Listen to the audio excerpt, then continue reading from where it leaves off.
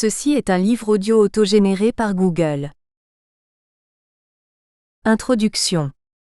La France vieillit. On le sait, on l'admet. Peu s'en réjouissent, beaucoup le déplorent. Nous peinons collectivement et parfois personnellement à recevoir cette information comme une bonne nouvelle et c'est pourtant la meilleure chose qui puisse nous arriver. Vieillir, puisque demain je serai un peu plus vieux ou je serai mort, comme aimait à dire Michel Philibert qui fut un des pionniers de la gérontologie en France. La France vieillit, nous vieillissons, et ce phénomène que nous nommons généralement vieillissement de la population, est le plus souvent considéré. La France vieillit et nos parlementaires, conscients des difficultés que pose au pays l'avancée en âge d'une partie croissante de la population, ont mis au travail une loi de transition démographique, loi d'adaptation de la société au vieillissement. Réjouissons-nous. C'est évidemment une intention qui les honore, et une loi qui vraisemblablement contribuera à l'amélioration de la vie quotidienne de nos concitoyens les plus âgés, quels que soient les problèmes ou difficultés qu'ils rencontrent.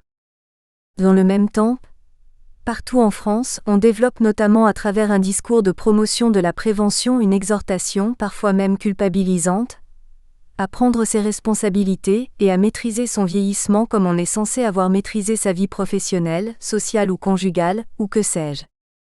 Alors ici, c'est l'individu qui est sommé de s'adapter coûte que coûte à son vieillissement. Là, on affirme que c'est à la société française de s'adapter au vieillissement de sa population. Là encore, ce sont les familles, les professionnels, les institutions médico-sociales que l'on interpelle après des constats d'inadaptation à l'emporte-pièce. Devant une telle unanimité sur le verdict et de telles divergences sur les causes et les acteurs, l'UNIORPA a souhaité ouvrir et promouvoir une réflexion sur cette étrange dynamique. Le processus d'adaptation appelé de nos vœux mérite d'être mis en question.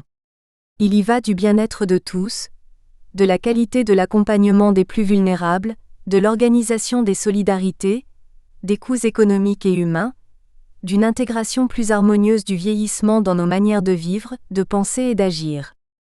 C'est qu'il ne suffit pas de se préoccuper d'adapter la société. Encore faut-il se préoccuper plus profondément de faire société avec tous et ici, en particulier avec les plus âgés. Faire société, c'est-à-dire, mais nous y reviendrons toute la journée, tisser un lien social, dit-on souvent, un lien qui reconnaisse à chacun la place qui lui revient. Alors, évolution, changement, révolution, adaptation ? De quoi parlons-nous ? Michel Billet, président de l'UNIORPA.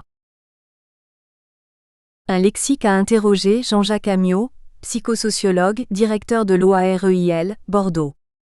Ici, c'est l'individu qui est sommé de s'adapter coûte que coûte à son vieillissement. Là, on affirme que c'est à la société française de s'adapter au vieillissement de sa population. Là encore, ce sont les familles, les professionnels, les institutions médico-sociales que l'on interpelle après des constats d'inadaptation à l'emporte-pièce. Mais dans des contextes nécessairement différents, dans des circonstances diverses, passant tour à tour d'organisations humaines à des individus, parle-t-on de la même chose ? Avant de partir en quête des mécanismes psychologiques, de rouages sociaux, des dispositifs législatifs et des processus idéologiques à l'œuvre, il nous faut aller à la rencontre des mots-clés qui constituent le périmètre de cette journée. Des mots-clés qui sont aussi des mots fourre-tout, un vocabulaire des plus communs, adaptation, vieillissement, évolution, révolution, modèle, changement, où la polysémie le dispute au jugement de valeur. Adapter, adaptation. L'adaptation constitue le fil d'Ariane de l'ensemble des interventions, quelle que soit la discipline qui en fait usage au sein de son contexte conceptuel. Il s'agit donc de s'y arrêter en premier lieu. Le mot vient du verbe adapter, qui a 3 acceptions principales. Il est question tout d'abord de réunir, d'ajuster, de joindre.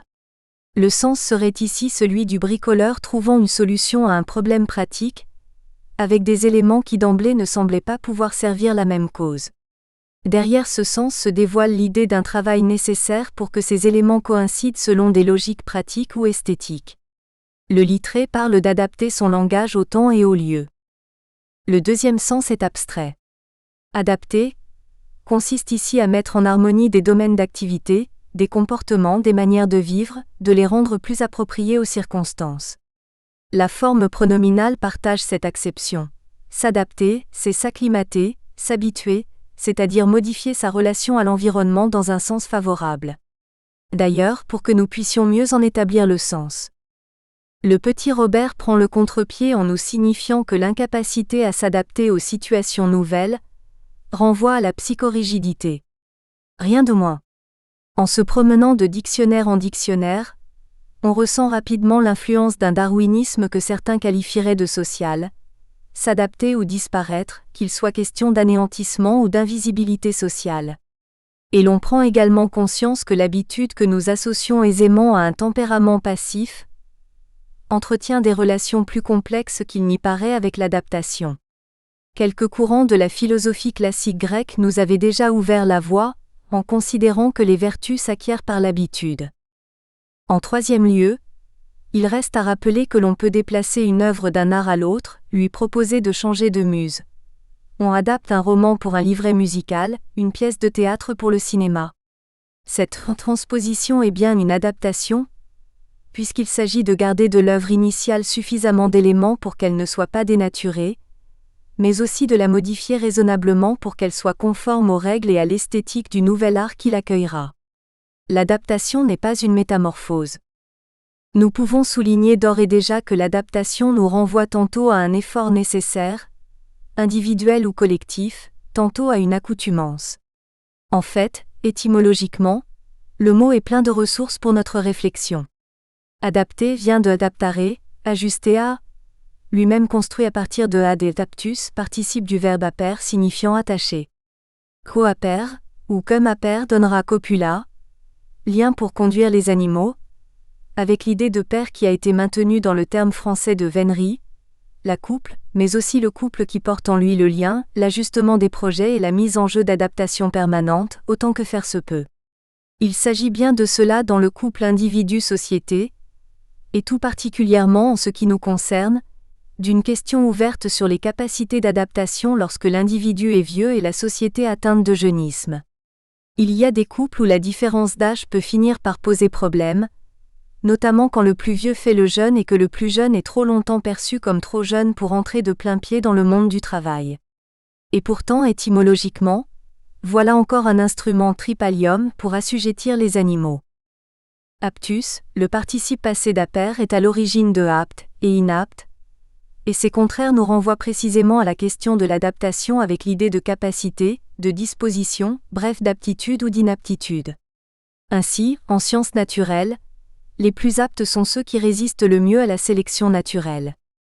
On pourrait ainsi affirmer qu'être vieux, c'est effectivement faire partie des plus aptes de sa cohorte d'âge.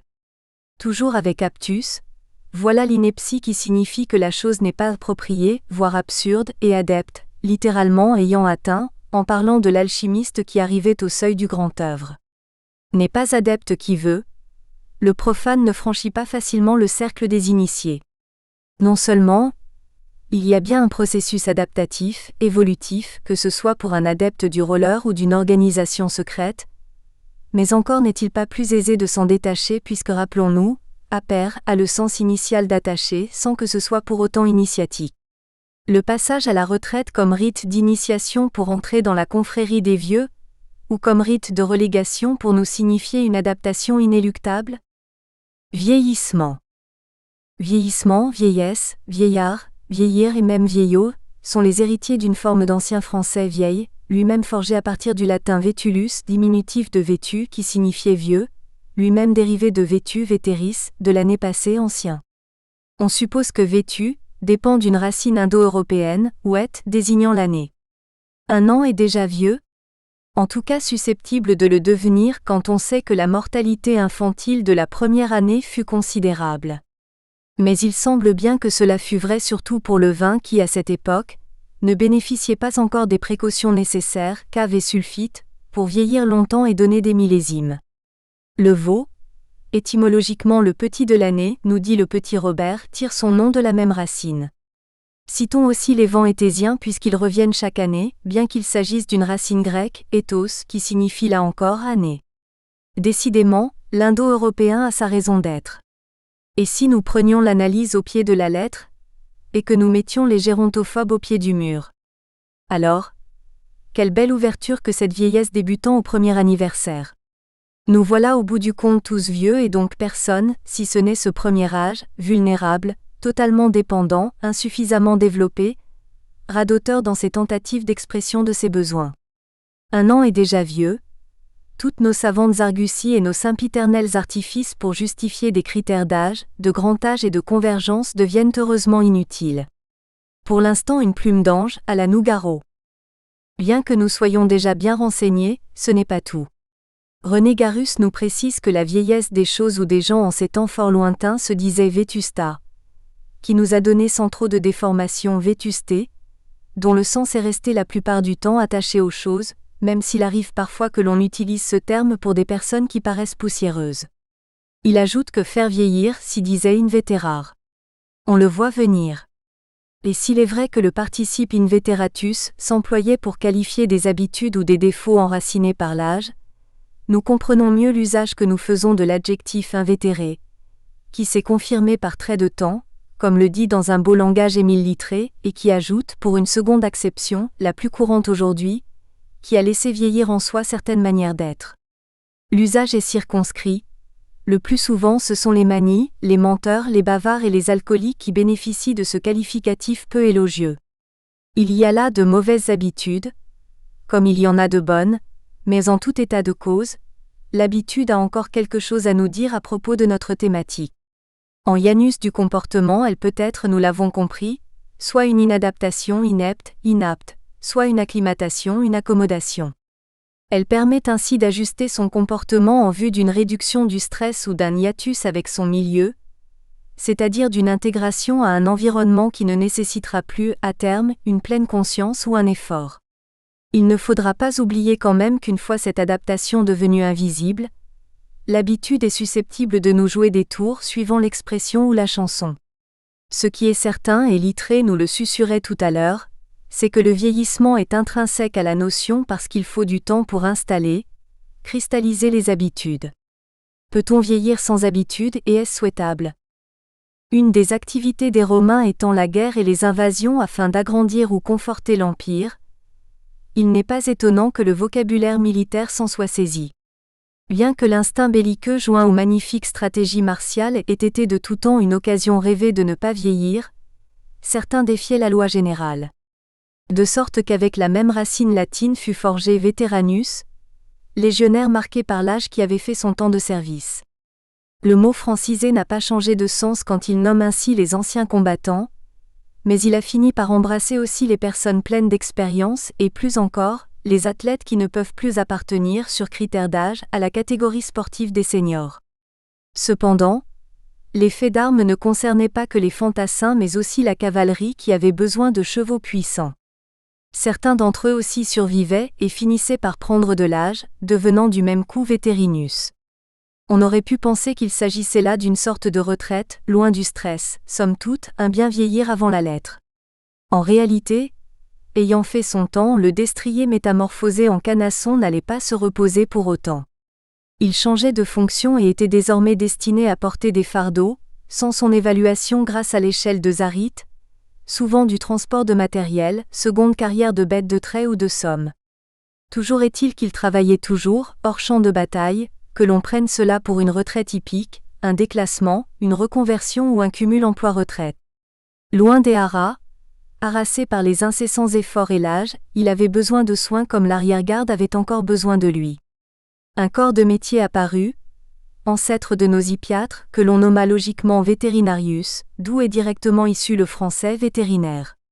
Que les gériatres et les personnes âgées n'en prennent pas ombrage, tout cela n'étant qu'une question de temps qui passe et de travail. Et puis de nos jours, les vétérinaires sont beaucoup mieux payés et bénéficient d'une image de marque autrement positive que celle des professionnels de la gérontologie. Quant aux personnes âgées, elles sont si souvent associées dans nos représentations à une affectivité sans limite pour les animaux domestiques, essentiellement canidés et félins, et au service des vétérinaires dont elles constituent la clientèle fidèle, qu'elles ne s'offusqueront nullement de ce rapprochement plus historique qu'intempestif. Mais, vous ne le croirez pas, les Romains avaient d'autres moyens pour nommer la vieillesse humaine, notamment senex, homme âgé, vocable qui pouvait servir à l'occasion à faire état de l'ancienneté de fruits ou du vin. La signification n'est pas tout à fait la même que celle que nous avons vue avec vêtu, vetulus, qui s'oppose à novus, neuf, alors que senex s'oppose à juvenu, jeune. Dans cette deuxième famille, on trouve senior, plus âgé, senilis, propre aux hommes âgés, qui donnera en français sénile, sénilité, ainsi que senatus, assemblée d'hommes âgés, d'où notre Sénat et nos sénateurs qui dans leur chambre marchent à leurs pas et ont ainsi de beaux jours devant eux en vieillissant tranquillement sous les ors de la République. Autour de cette racine, pourquoi ne pas citer à la barre le senneson, plante qui doit son nom aux aigrettes blanches qui miment une tête chenue, ainsi que sieur, sire et seigneur dérivé de senior.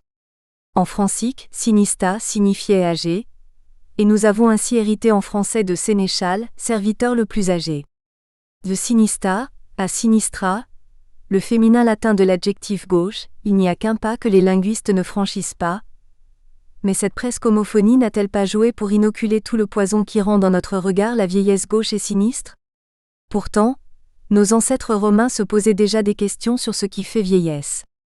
Pline l'Ancien parle de senilis juventa, jeunesse qui a les apparences de la vieillesse, et Cassiodore de senilis juvenis, afin de décrire un jeune homme qui a l'air vieux. Par ailleurs, ce même Pline l'Ancien utilise l'expression senecta serpentium, pour nommer ce dont se débarrasse le serpent lors de sa mue, et l'on a plaisir à entendre que pour une fois la vieille peau n'est pas celle qui poursuit son existence. Puisque notre voyage nous a conduits si loin dans le temps, restons-y encore un instant pour que la Grèce antique ne soit pas exclue de notre réflexion.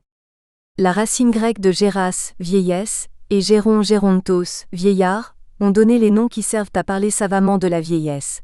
Gérontologie, gériatrie, gérontophilie et gérontocratie en sont les principaux enfants.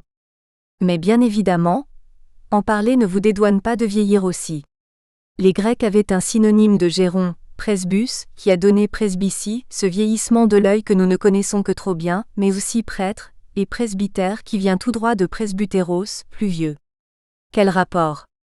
En fait, au début de la chrétienté, alors que le ministère de Dieu n'était pas encore sacré et consacré, la fonction de guide spirituel était dévolue aux fidèles les plus âgés. Il y avait donc un conseil des anciens, le presbyterion, sorte de conseil de la vie sociale, mais avec des pouvoirs infiniment plus grands et une écoute que l'on pourrait prendre pour étalon s'il venait à l'idée de quelqu'un de la mesurer. Le presbytère est devenu le domicile du prêtre, mais compte tenu de leur âge moyenne aujourd'hui, hormis le fait que le conseil est du coup incarné par un seul, nous sommes revenus à notre point de départ, l'âge de la vieillesse. Évolution-révolution. Puisque nous étions tout à l'heure sur les champs de bataille, et la gérontologie en est un pour tous les protagonistes, l'évolution fut tout d'abord le mouvement exécuté par des troupes qui changent de position, terme que s'approprient par la suite les sciences à la fin du XVIIIe siècle pour faire état d'une suite de transformations allant dans le même sens. Pour le sujet qui nous occupe et nous préoccupe ici, que ce soit en politique ou en psychologie, la question de l'erratique, du semblable et du même se posera donc. Vieillir, est-ce donc aller dans le même sens ? Si la question se veut temporelle, avec notre subjectivité de terrien, nous pouvons répondre par l'affirmative. Nous n'avons la possibilité de parcourir le temps que dans un seul sens, même si la physique du XXe siècle a entrouvert d'autres portes. Si nous préférons y répondre d'un point de vue psychologique, nous aurons droit à une variété de réponses. Effectivement, si nous pouvons nous accorder sur le fait que nous sommes tous le résultat à un moment donné, d'une suite de transformations, nous risquons de diverger sur l'idée qu'elles vont toutes dans le même sens. Parcours erratique, sinueux, parcours brisé, parcours orienté qui ne perdent jamais le nord. Comment percevons-nous le nôtre et ceux d'autrui ? Ainsi, sous ce vocable d'évolution, nous retrouvons des idées qui nous travaillent. Changement, transformation, devenir, mouvement, marche, progrès, processus. Autant de regards que nous portons tantôt sur l'instabilité du monde, tantôt sur la permanence du sujet, pour le meilleur et pour le pire. Il ne faudrait pas oublier Darwin, encore lui, associé à Lyell qui en a forgé le sens avant lui, pour rappeler que l'évolution est aussi cette transformation progressive d'une espèce vivante en une espèce nouvelle. Et voilà qu'en glissant de quelques lignes sur la même entrée du dictionnaire apparaît un trouble dans notre esprit, sans que ce soit une idée nouvelle. En effet, avec ce que nous entendons parfois, mais trop souvent sur la vieillesse, cet état qui nous ferait tout autre, Nous sommes convaincus que pour certains, vieillir revient bien à changer d'espèce, c'est-à-dire de nature, diablement et irrémédiablement.